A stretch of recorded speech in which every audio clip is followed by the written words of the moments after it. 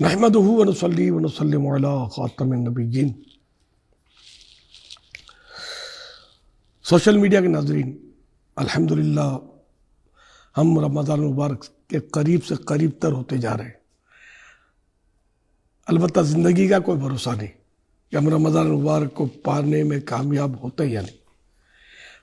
اللہم بلغنا رمضان بصحت وعافیہ، اے اللہ پاک ہمیں ماہ رمضان سے صحت و عافیت کے ساتھ ملا دے، آمین۔ رمضان المبارک کی شان عالی شان ہے۔ اللہ کے پیارے پیارے آخری نبی صلی اللہ علیہ وآلہ وسلم کا فرمان معظم ہے، جب رمضان شریف کی پہلی رات آتی ہے تو عرش عظیم کے نیچے سے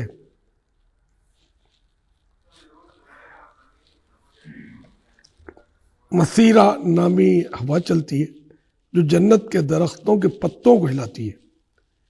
اس ہوا کے چلنے سے ایسی دلکش آواز بلند ہوتی ہے کہ اس سے بہتر آواز آج تک کسی نے نہیں سنی۔ اس آواز کو سن کر بڑی بڑی آنکھوں والی حوریں ظاہر ہوتی ہیں، یہاں تک کہ جنت کے بلند محلات پر کھڑی ہو جاتی ہیں اور کہتی ہیں، ہے کوئی جو ہم کو اللہ پاک سے مانگ لے کہ ہمارا نکاح اس سے ہو۔ پھر وہ حوریں داروغ جنت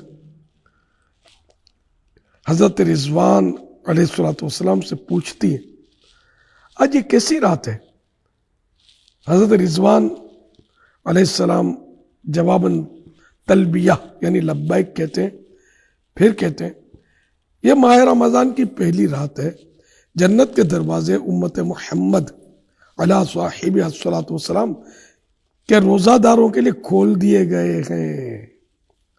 سبحان اللہ، کتنی پیاری رات ہے، دیکھا آپ نے کہ رمضان کے روزہ داروں کے لیے پہلی رات سے ہی جنت کے دروازے کھول دیے جاتے ہیں۔ مزید بھی روایتیں ہیں کہ جہنم کے دروازے بند کر دیے جاتے ہیں، شیاطین قید کر لیے جاتے ہیں، اور رحمتیں برکتیں اور رحمتوں کی چھما چھم بارشیں۔ بڑے نصیب دار لوگ ہیں جو رمضان شریف کے روزے رکھتے ہیں، اور تراویح جو کہ ایک اضافی عبادت ہے سال بھر میں اس حوالے سے کہ رمضان ہی میں کی جاتی ہے، اس کے علاوہ نہیں کی جاتی۔ تلاوتیں بھی جو لوگ سارا سال نہیں کرتے رمضان میں، وہ بھی تلاوت کرتے نظر آتے ہیں، الحمدللہ۔ اور نیکیوں کا دور دورہ ہو جاتا ہے، دل نرم پڑ جاتے ہیں، عبادت کی طرف مائل ہو جاتے ہیں، مساجد آباد ہو جاتی ہیں، اور گناہوں کا زور کچھ نہ کچھ کم پڑتا نظر آتا ہے، الحمدللہ۔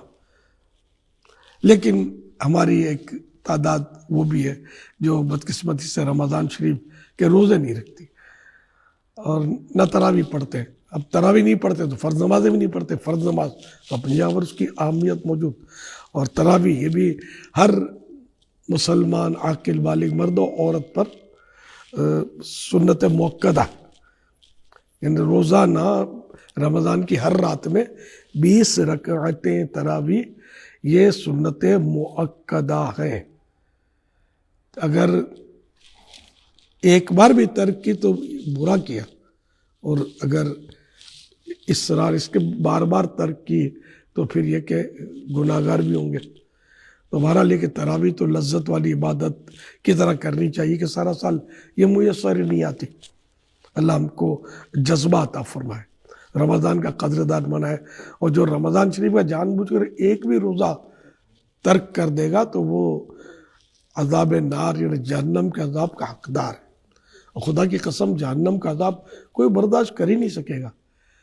یہ روایتوں میں کہ جہنم اگر ایک سوئی کی نوک کے برابر کھول دی جائے تو اس کی تپش اور بدبو سے جتنے لوگ ہیں وہ سارے مر جائیں، اتنی یعنی کہ خوفناک ہے جہنم۔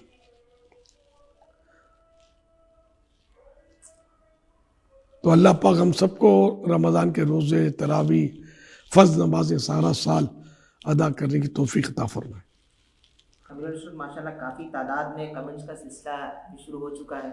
آپ کی طبیعت کے حوالے سے کافی تشویش ہے، آپ کی طبیعت کے حوالے سے پوچھ رہے ہیں کہ آپ کی طبیعت کیسی ہے؟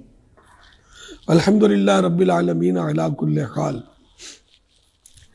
اصل مجھے جو مہلک مرض لگا ہوا ہے نا وہ ہے گناہوں کا. بھائی اس سے شفا کی دعا فرماتے رہے. باقی رہے جسمانی امراض تو اب وہ ظاہر ہے کہ یک بڑھاپا و صد عیب، کہ کبھی تو مطلب یعنی کہ انسان میں پھرتی ہوتی ہے، کبھی سستی ہو جاتی ہے. تو یہ بڑھاپے میں ہوتا ہے آدمی کو، اور بھی بہت کچھ ہوتا ہے بڑھاپے میں. لیکن میرے کو تو جو نزلہ وغیرہ ہوا تھا وہ تو لائیو تھا ہفتے کو.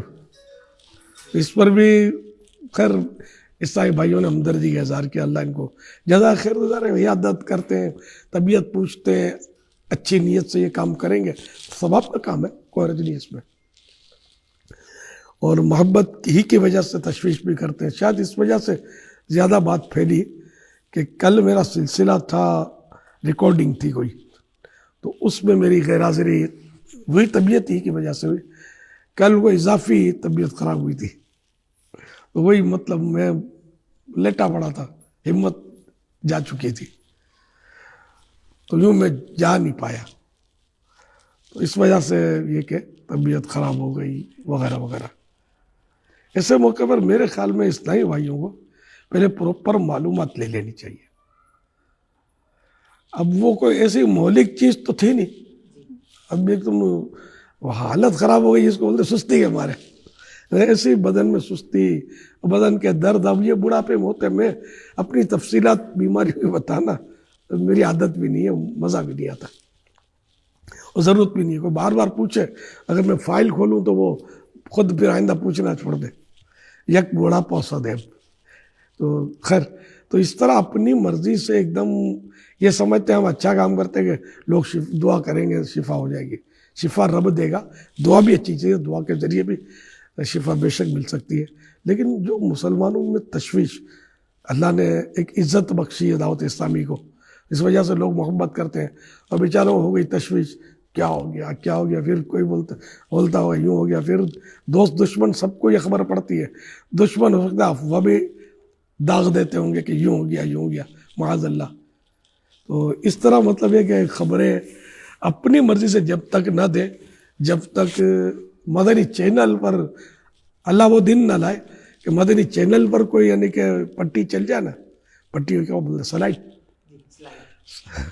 مدنی چینل پر خدا نہ خواستہ سلائٹ چل جائے گا الیاس کے لیے دعائے شفا کرو، تو سمجھو کہ اس میں جان ہے اس خبر میں. ورنہ یہ عوامی طور پر بیچارہ اپنے اٹکل سے طبیعت خراب ہے، بہت خراب ہو گئی ہے اور دعا کیجیے، دعا کی ضرورت ہے. ایسا میں اپنے دوستوں سے عرض کر سکتا ہوں کہ وہ اگر نہیں کہیں گے تو کسی کو مطلب دشمن کو بولنے کی بھی ضرورت نہیں پڑے گی، پتہ ہی نہیں چلے گا. تو بہرحال یہ کہ اور نہ اپنے بھائیوں کو، عیسائی بھائیوں کو تشویش پیدا ہوگی. یہ میری ریکویسٹ ہے. اللہ پاک کا کرم ہے، اللہ کی رحمت ہے. آپ دعا کریں کہ میں جب تک جیوں آخری سانس تک دین کی خدمت میری جاری رہے. کل میری ریکارڈنگ رک گئی، خیر وہ آج کر دوں گا انشاءاللہ، ترکیب ہے میری آج انشاءاللہ الکریم. اللہ آپ سب کو خوش رکھے. الحمدللہ رب العالمین، والصلاة والسلام علی خاتم النبیین. یا رب المصطفیٰ جل جلالہ وصلی اللہ تعالی علیہ وآلہ وسلم ہمارے گناہوں کو معاف فرما، ہماری مغفرت فرما. یا اللہ پاک ہمارے مسلمان بیماروں کو شفا عطا فرما. جنہوں نے پیغامات دیے سب کی اچھی نیتوں کو قبول فرما، سب کو ثواب عطا فرما، رحمت کی نظر فرما. مجھے بھی صحت دے کہ آخری سانس تک تیرے دین کی خدمت کرتا رہوں. ہمارے مریضوں کو شفا عطا فرما. پریشان حالوں کی خوشحالی کی دعا کرتا ہوں، خوشحال ہو جائے. یا اللہ ماہ رمضان سے ہمیں صحت و عافیت کے ساتھ ملا دے. اللہم بلغنا رمضان بصحت و عافیہ. صلو علی الحبیب صلی اللہ علی محمد.